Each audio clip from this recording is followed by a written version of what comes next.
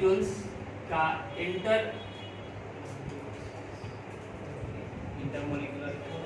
Molecular space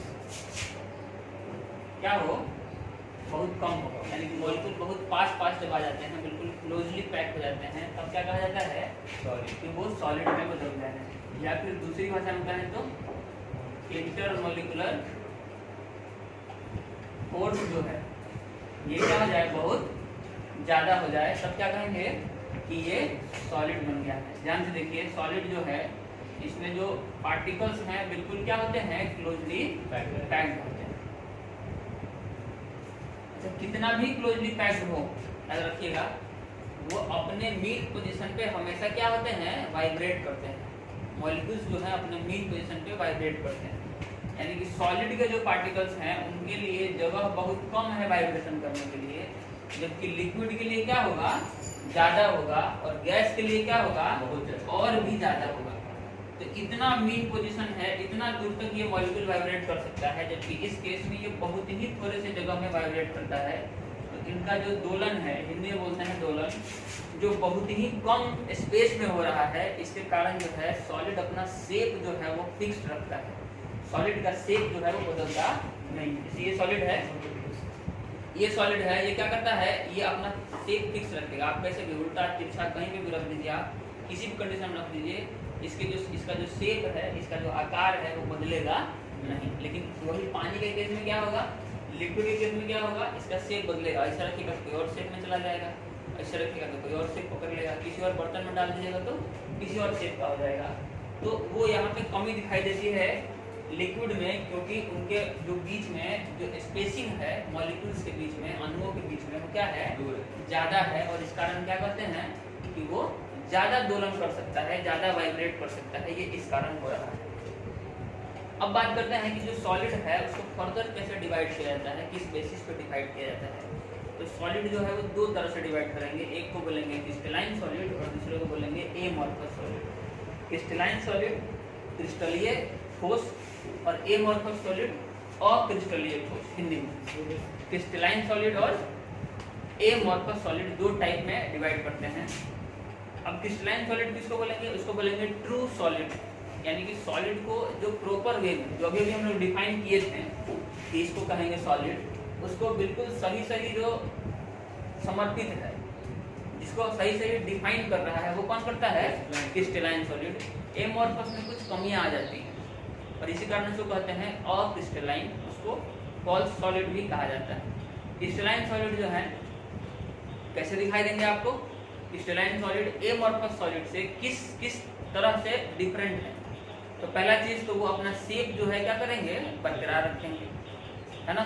दूसरा, जब उनको कट कीजिएगा तो बिल्कुल इक्वल भाग में कट हो जाएगा, उनका जो कटिंग होगा क्या होगा, बिल्कुल इक्वली कटेंगे।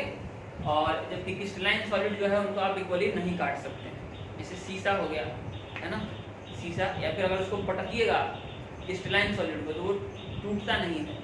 हिंदी में उसका टर्म है क्षणभंगुर, है ना, मतलब टूटने पे अगर टूट जाए, पटकने से अगर टूट जाए, फेंकने से, तो क्या बोलेंगे उसको, क्षणभंगुर। वो टूटने वाला है। वो केस किस में नहीं होता है, क्रिस्टलाइन में, और किस में होता है, एमॉर्फस में। यह है एक नेचर है जिसके आधार पर दोनों में बहुत ज़्यादा कॉन्फ्लिक्ट होता है। वो नेचर है आइसोट्रॉपिक और एन आइसोट्रॉपिक। बाकी सब तो आप समझ जाइएगा कि उसका हाई टेम्परेचर ऑफ हीटिंग होता है। हीटिंग जो है हाई टेम्परेचर पे होता है। मतलब अगर लोहा को देखिए तो लोहा किसका एग्जांपल है, क्रिस्टलाइन सॉलिड का। और ईंट जो है वो किसका एग्जांपल है, एमॉर्फस का। ईंट पटकिएगा तो टूटेगा, लोहा पटकिएगा तो नहीं टूटेगा। ऐसे उनमें ईंट का जो हीट ऑफ फ्यूजन होता है वो क्या होता है, कम होता है, मतलब कम तापमान पे वो पक जाएगा। जबकि लोहा जो है बहुत हाई टेम्परेचर पे क्या होता है, पकता है, गर्म होता है, लाल होता है। जबकि ईटा कंपैरेटिवली जल्दी पक जाएगा, जल्दी लाल हो जाएगा। तो हीट ऑफ फ्यूजन किसका ज्यादा है, क्रिस्टलाइन का, और किसका कम है, एमॉर्फस का। जो बेसिक टर्म है वो क्या है, एन आइसोट्रॉपिक वाला। एन आइसोट्रॉपिक में क्या कहते हैं, एन आइसोट्रॉपिक, और एक को कहते हैं आइसोट्रॉपिक। तो ध्यान रखना है, आइसोट्रॉपिक होता है एमॉर्फस में, आपको लगेगा कि ये होना चाहिए था किसमें, क्रिस्टलाइन में। इसलिए क्योंकि टर्म यहाँ पे है आइसो, और आइसो बताता है कि जिसमें सभी तरफ एक जैसे गुण है। ऐसा सॉलिड जिसमें चारों तरफ थ्रू आउट द सॉलिड एक जैसे नेचर प्रेजेंट हो, उसको क्या कहते हैं, आइसोट्रॉपिक। आइसो मतलब सेम, ट्रॉपिक का मतलब नेचर। सेम नेचर अगर दिखा रहा है throughout the solid, then it is called as isotropic nature. और ये आपको लगेगा कि सेम नेचर तो कौन दिखा सकता है, जो ट्रू सॉलिड होगा। लेकिन ऐसा नहीं होता है। क्यों नहीं होता है, कारण समझिएगा। जो क्रिस्टलाइन है वो दिखाता है एन आइसोट्रॉपिक, ये सब तरफ एक जैसा नेचर नहीं दिखाएगा, जबकि ये सब तरफ एक जैसा नेचर दिखाएगा। किस बेसिस पे ये डिफाइन किया जा रहा है, देखिए होता क्या है कि जब हम आइसोट्रॉपिक बना रहे हैं तो जो हमारे पास प्रोडक्ट होगा वो एक पर्टिकुलर टाइम पर क्या होगा, रिपीट हो रहा होगा, तभी बोलेंगे उसको क्रिस्टलाइन। समझे? तब क्या बोलेंगे उसको, क्रिस्टलाइन। मतलब ब्लैक वाला जो है वो ब्लैक वाले के स्थान पे ही रहेगा, और जो ब्लू वाला है वो ब्लू वाले के स्थान पे ही रहेगा। तब इसको क्या कहा जा रहा है, क्रिस्टलाइन कहेंगे। मतलब ये थ्रू आउट द सॉलिड अपने आप को मेंटेन कर रहा है। तो आपको अभी भी यही लग रहा होगा कि ये तो क्या है, समान है, लेकिन देखिए समान नहीं है। एक तरफ चलेंगे, अगर हम इस दिशा में चलें तो देखिए ब्लैक के बाद क्या आ रहा है, ब्लू के बाद क्या आ रहा है, क्या समान है, नहीं है ना। लेकिन ऐसे अगर देखेंगे तो ऐसे ब्लैक के बाद ब्लैक है, ब्लू के बाद ब्लू है, सेम नजर आ रहा है। अगर ऐसे देखेंगे तो इस तरह से तब भी समान नहीं है। इसका मतलब सारे दिशाओं में, एवरी जो है डायरेक्शन में ये बिल्कुल सही सही निरूपित नहीं कर रहा है, अपने आप को सही सही नहीं दिखा रहा है, बदल रहा है, चीजें बदल रही हैं। इस कारण इसको क्या कहते हैं, एन आइसोट्रॉपिक। अब देखिए दूसरे केस को। दूसरा केस है, यहाँ पे है ब्लैक, यहाँ पे है ब्लैक, फिर आ गया ब्लैक, फिर आ गया ब्लू, फिर ब्लू, फिर ब्लैक,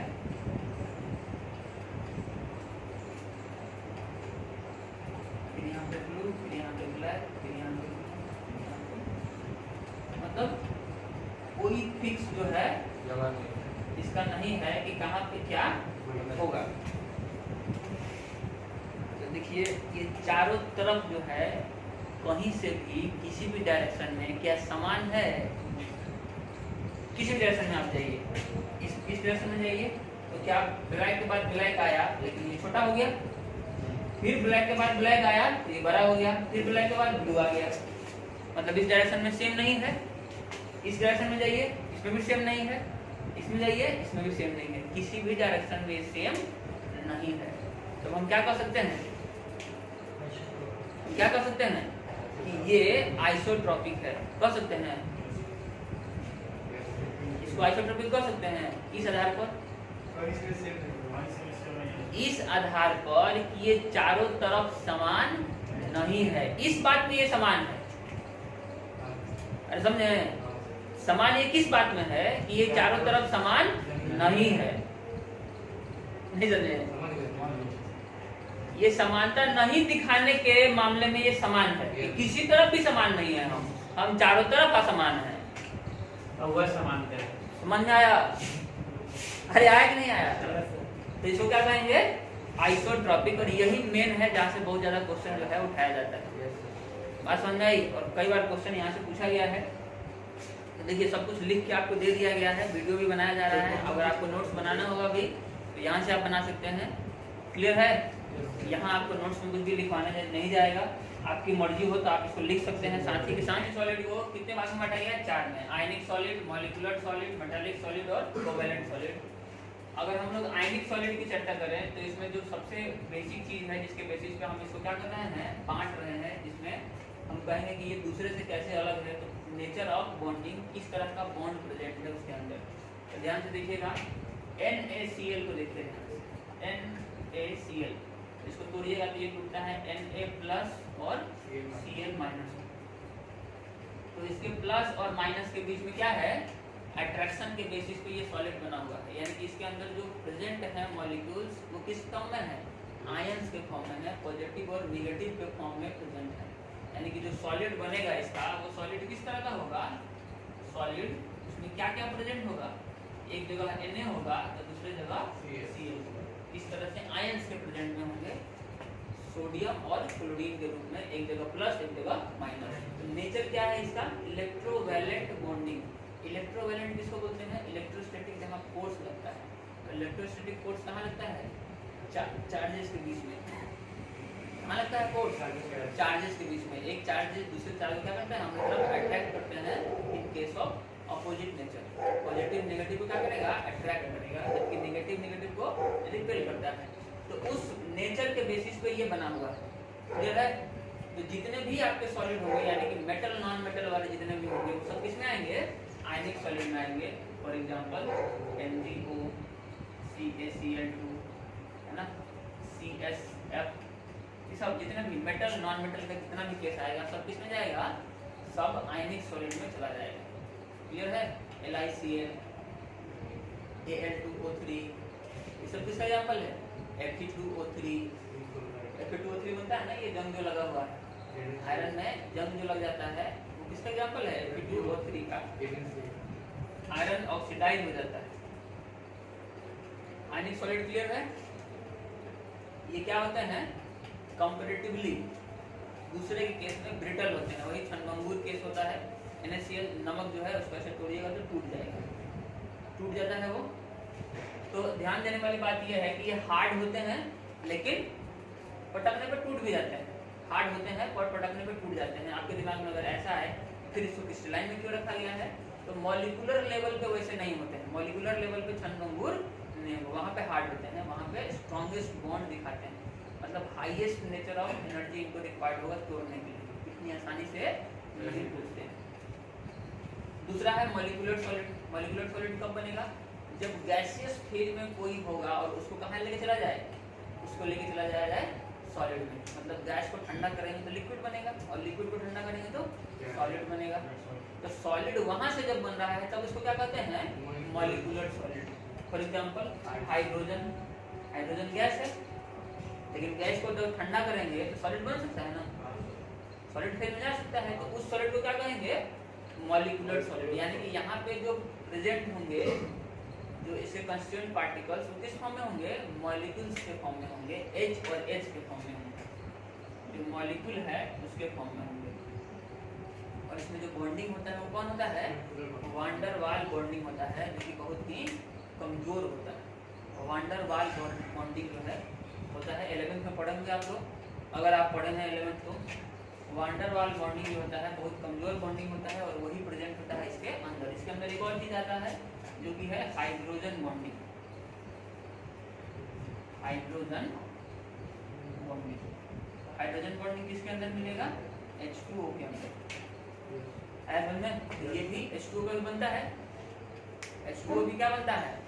सॉलिड बनता है। और तो वो भी इसका एग्जांपल है आइस। अगला है हम लोग का मेटेलिक। तो ये पूछा है कि एग्जांपल में आइस लिखेंगे कि H2O लिखेंगे? एग्जांपल में आइस लिखेंगे, अगर मॉलिक्यूलर सॉलिड है तो आइस भी लिख सकते हैं, H2O लिखेंगे तो साथ में सॉलिड लिखना पड़ेगा। मेटेलिक जो है उसको क्या कह रहे हैं? मेटेलिक किसको कहेंगे? जब सिर्फ और सिर्फ क्या मौजूद होगा वहाँ पे?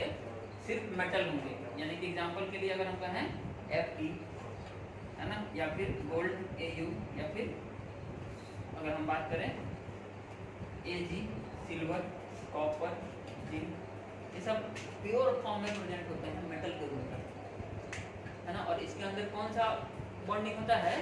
मेटेलिक बॉन्डिंग होता है। ध्यान में रखना है। यहाँ पे कौन सा था जी? Van der Waals force. Van der Waals force था। यहाँ पे कौन सा होगा? यहाँ पे मेटेलिक बॉन्डिंग ही होता है। नाम भी इसका मेटेलिक सॉलिड है और बॉन्डिंग भी क्या होते हैं? मेटेलिक। यानी कि जो एटम्स होते हैं वो आपस में अट्रैक्ट होते हैं और आपस में ही जुड़े रहते हैं। मेटल्स के एटम आपस में क्या होते हैं? फ्री फॉर्म में आपस में बहुत ही ज़्यादा स्ट्रॉन्ग बॉन्ड से जुड़े रहते हैं and that is called as metallic bonding. अगर कोवेलेंट बॉन्डिंग की बात करें तो इसी को क्या कहा जाता है? इसी को क्या कहा जाता है? Network solid. नेटवर्क सॉलिड इसी को कहा जाता है क्योंकि इसमें एक स्पेसिफिक टाइप का नेटवर्क तैयार होकर बन के दिखता है। इसमें जो बॉन्डिंग होगा वो कौन सा होगा? जो बॉन्डिंग कोवैलेंट इसमें नाम से ही पता चल रहा है कोवैलेंट बॉन्ड मौजूद होगा। और कोवैलेंट बॉन्ड कौन सा होता है? Sharing bond. जानते हैं लोग शेयरिंग बॉन्ड? जैसे एग्जांपल के लिए कोवैलेंट बॉन्ड का एग्जांपल हो जाएगा, अगर हम कहें कार्बन। तो कार्बन में दो चीजें हैं, SiO2 भी है। SiO2 इधर लिख के दिखा देते हैं। Si जो है इसके पास टोटल कितने होते हैं? 4 इलेक्ट्रॉन होते हैं और ऑक्सीजन के पास 6। SI से कहेगा कि तुम दूगो हमको अपना दे दो, और इधर वाला ऑक्सीजन भी SI से कहेगा तुम और हमको भी दूगो दे दो। तो सिलिकॉन कहेगा काहे दे दें, मेरे पास इलेक्ट्रॉन है, हम तुमको काहे दे दें? तुम हमको दोगे तो बदले में हम भी तुमको देंगे, तुमको दो हम भी तुमको देंगे।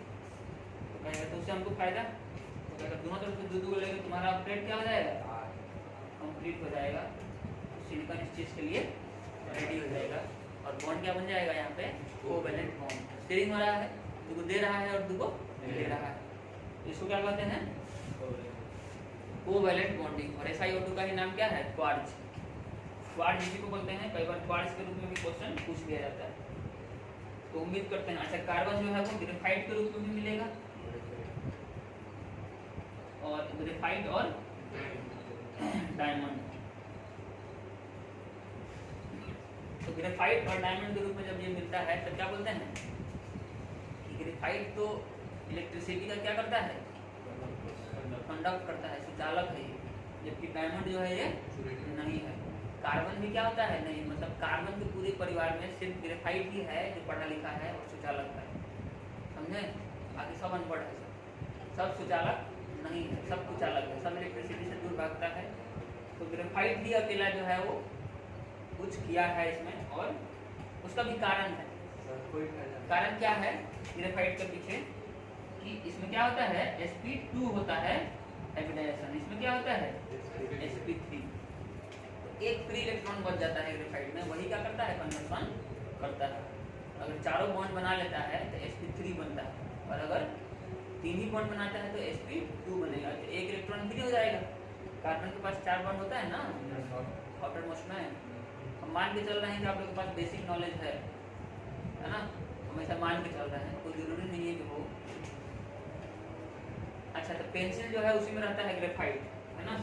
तो जो पेंसिल जो है उसको पीछे से ऐसे पकड़ के इसमें डाल मत दीजिएगा, तो हिला देगा। लेकिन सर अच्छा कंडक्टर, गुड कंडक्टर हल्का कम होते हैं। हाथ में डाल के देखिएगा, बरसे डाल के देखें ना, लेकिन हाथ से नहीं पकड़ना। तो फिर क्या मान चलेगा अच्छा है कि नहीं है? हाथ से पकड़िए तब तो मान चलेगा।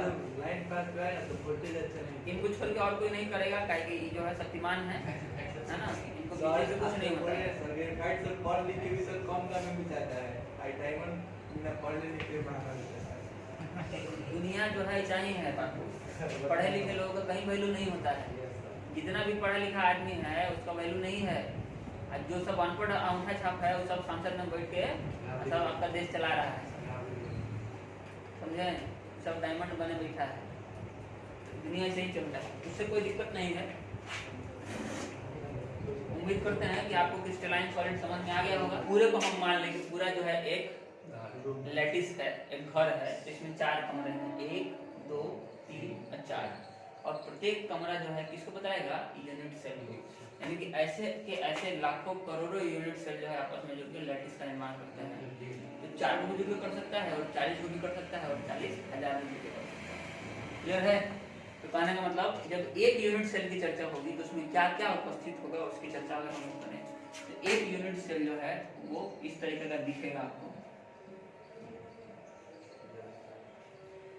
कोई जरूरी नहीं है कि ऐसा ही दिखे, लंबाई चौड़ाई और ऊंचाई जो है वो बदल सकती है ना, लेकिन दिखेगा इसी प्रकार का। तो इसमें क्या होते हैं? इसमें लैटिस पॉइंट उपस्थित होते हैं, और जहाँ लैटिस पॉइंट होता है वहीं पे क्या मौजूद होता है? जो कंस्टिट्यूएंट पार्टिकल्स हैं इसके, जो अवयवी कण हैं वो वहाँ पे उपस्थित होंगे। जैसे हम लोग अगर NaCl की बात करें तो यहाँ पे होगा Na, तो यहाँ पे होगा Cl, यहाँ पे होगा Na, तो यहाँ पे होगा Cl, यहाँ पे होगा Cl, तो यहाँ पे होगा Na, तो यहाँ पे होगा Na, तो यहाँ पे होगा Cl। ध्यान से देखिए, प्रत्येक Na Cl से जुड़ रहा होगा। ये Na है तो Cl से जुड़ रहा है, Cl से जुड़ रहा है और Cl से, कहीं पे भी Na से नहीं जुड़ रहा होगा। और जो Cl है वो कहाँ से जुड़ रहा होगा? Na से, Na से जुड़ रहा है, Na से जुड़ रहा है, Na से जुड़ रहा है। क्लियर है? तो प्रत्येक Cl Na से जुड़ रहा है और प्रत्येक Na Cl से जुड़ रहा है, तो इसको क्या कहेंगे हम? ये हो जाएगा हमारा यूनिट सेल। और ये क्या हो जाएगा? ये क्या हो जाएगा हमारा? लैटिस। तो साफ साफ पता चल रहा है कि यूनिट सेल को आपस में अगर जोड़ा जाए तो लैटिस का निर्माण हो जाएगा। क्लियर है? लैटिस बहुत सारे यूनिट सेल के मिलने से बनता है। अब जो है इसमें क्या दिखाया जाता है जी? तो अंदर हम देखें तो इसमें 3 पार्ट होंगे। एक तो होगा इसका लंबाई, एक होगा इसका चौड़ाई और एक होगा इसका ऊंचाई, लेंथ, ब्रेड्थ और हाइट। सबको अगर हम लोग नाम दे दें तो ये हो जाएगा A, ये हो जाएगा B और ये हो जाएगा C। और प्रत्येक के सामने वाला जो एंगल होगा वो क्या होगा? उसका एंगल, जैसे A के जो सामने वाला है तो यही है, तो इसको कहेंगे अल्फा। B के जो सामने वाला एंगल है वो ये वाला है, तो इसको कहेंगे बीटा। और C के जो सामने वाला एंगल है वो ये वाला है, इसको कहेंगे गामा। तो टोटल कंपोनेंट्स कितने हैं इसमें? 6 कंपोनेंट्स हैं। कौन कौन है ये? इसमें A है, B है और C है। ये तीनों क्या है? इसके साइड्स है ना, इसके लेंथ है, इसका भुजा है। और जो अल्फा, बीटा और गामा ये क्या है? ये सब इसके एंगल्स हैं, ये इसके कोण हैं। क्लियर है? जब नाम बोला जाएगा तो ये बात याद रहना चाहिए कि क्या बोला जा रहा है। अब यूनिट सेल को 3 भाग में डिवाइड किया गया है ना, बड़े बड़े स्तर पर। टोटल जो लैटिस हैं वो कितने तरह के होते हैं? ब्रेविस लैटिस 7 प्रकार के होते हैं। टोटल कितने प्रकार के होते हैं? 7 प्रकार के ब्रेविस लैटिस होते हैं। यानी कि अगर इनकी लंबाई, चौड़ाई, ऊंचाई जो है बदला जाए तो कितने प्रकार के बनेंगे? तो 7 प्रकार के बनेंगे। प्रकार 7 है, टाइप 7 है, लेकिन टोटल 7 टाइप में अगर देखेंगे कि यूनिट सेल कितने होते हैं, what is the total number of unit cell, तब कितने होते हैं? 14। तो ये बात, दोनों बात ध्यान में रखना है कि टोटल कितने होंगे? 14 और टाइप कितने होंगे? 7। क्लियर है? अरे बोलिए। तो जो पहला टाइप है वो क्या है? क्यूब का। पहला टाइप को क्या बोलते हैं? क्यूब। क्यूब में क्या होता है? लंबाई, चौड़ाई और ऊंचाई, हाइट, लेंथ और ब्रेड्थ तीनों क्या होता है? सेम होता है। यानी कि A बराबर होगा B के, B बराबर होगा C के, और अल्फा, बीटा, गामा तीनों एंगल किसके बराबर होगा? 90 डिग्री के। और उसी में डिफरेंशिएट करके ये बताया जा रहा है कि यूनिट सेल 3 प्रकार का होगा। मेन जो है जिसके बारे में ज्यादातर पूछा जाता है वो एक तो होता है SCC, simple cubic cell, simple cubic cell. और इसके अलावा 2 और जो है मेन, उसमें एक है BCC और एक है FCC, body centred cubic cell, face centred cubic cell. तो SCC में देखिए जो यूनिट सेल है उसमें जो अवयवी कण है, यानी कि जो कंस्टिट्यूएंट पार्टिकल्स हैं वो कहाँ उपस्थित होते हैं? सब के सब कोनों पर उपस्थित होते हैं। कहाँ होंगे? कोने पे उपस्थित होंगे। जबकि BCC में क्या होगा? BCC में अवयवी कण कोनों पर तो होंगे ही होंगे, साथ में इसके सेंटर में भी होते हैं। देखिए कमरा जो आप देख रहे हैं इसका कई कोना है? 8 कोना है। तो 8 कोने पे होगा कंस्टिट्यूएंट पार्टिकल और साथ में यहाँ पे सेंटर पे रखा हुआ होगा, तब क्या बोलेंगे? BCC, body centred unit cell. अगर सिर्फ कोनों पे होगा तो SCC, simple cubic unit cell. समझ में आया?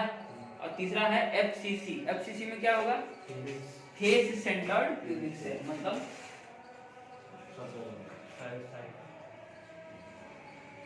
देखिए कोनों पर तो सब केस में होगा, सब केस में क्या होता है? कोने पर होगा। तीनों केस में देख लीजिए कोना पर तो उपस्थित होगा ही होगा। इसके अलावा सब फेस पे रहता है, सब फेस के सेंटर पे रहता है। तो कई फेस होता है? 6 फेस, मतलब ये 1, इसके पीछे 2, 3, 4, 5, 6। 6 वो फेस के सेंटर पे रहेगा, बीचों बीच रहेगा। किन्हें समझ में आ गया? आया है कि नहीं आया? तो जो कोना पर उपस्थित है वो कितने भाग में बंटता है, कितने भाग में वो शेयर होगा? याद रखिएगा, जो कोने पर उपस्थित है तो कोना कितना है, 8 गो, तो 8 भाग में बटेगा। ट्रिक बता रहे हैं याद करने का कि कोना पर जो रखा है तो कोना कितने भाग में है, 8 भाग में है। तो उस कोना को ढकने के लिए हमको 8 को यूनिट सेल लगाना पड़ेगा, तब जाके वो बीचों बीच आएगा, सेंटर में आएगा। कहने का मतलब है कि ये वाला कोने का जो सेल है इसके बगल में रहेगा, इसके बगल में रहेगा, इसके बगल में रहेगा, तो 4 को तो नीचे ही होंगे।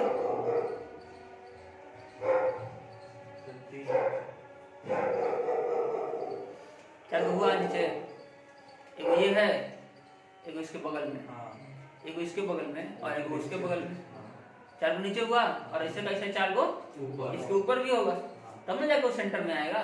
तो कितने में बटा, 8 में बटा। तो यानी कि अगर एक यूनिट सेल जो कोना पर रखा हुआ है उसका एक्चुअल भाग, कितना भाग इसके पास उपस्थित है, 1/8। एगो यूनिट सेल में 8 में बट रहा है एगो, तो एगो में कितना उपस्थित होगा, 1/8। तो 1/8 जो है उपस्थित है एगो का, और टोटल कितने हैं कोने, 8। तो पूछा जाएगा कि एससीसी में कांस्टीट्यूएंट पार्टिकल्स की संख्या कितनी होगी, तो 1। समझ में आया?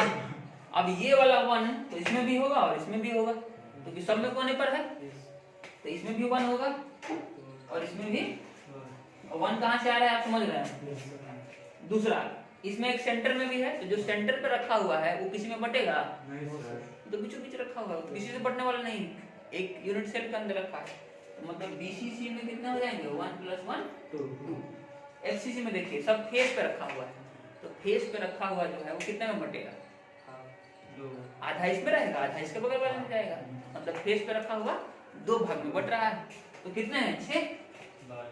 तो 1/2 को 6 से 1 + तो टोटल। तो ये नंबर भी कई बार पूछा जाता है कि कितने, कोई बात नहीं, नोट शीट सिर्फ नहीं है ना आपका सोर्स ऑफ इंफॉर्मेशन। ये पढ़ा रहे हैं तो इस पे फोकस कीजिए। अभी नोट्स देखने के लिए आपको बोल कौन रहा है, बोले हैं देखने के लिए। जो चीज जो जिस समय किया जाता है उस समय करिएगा नहीं आप। जब समझा रहे हैं तो देख रहे हैं नोट्स में, और जब कहेंगे कि नोट्स में देखिए तो देखिएगा बोर्ड पे। मतलब बिल्कुल ही उल्टा है। 1 2 4 याद रखना है, कितना होता है, 1 2 और 4।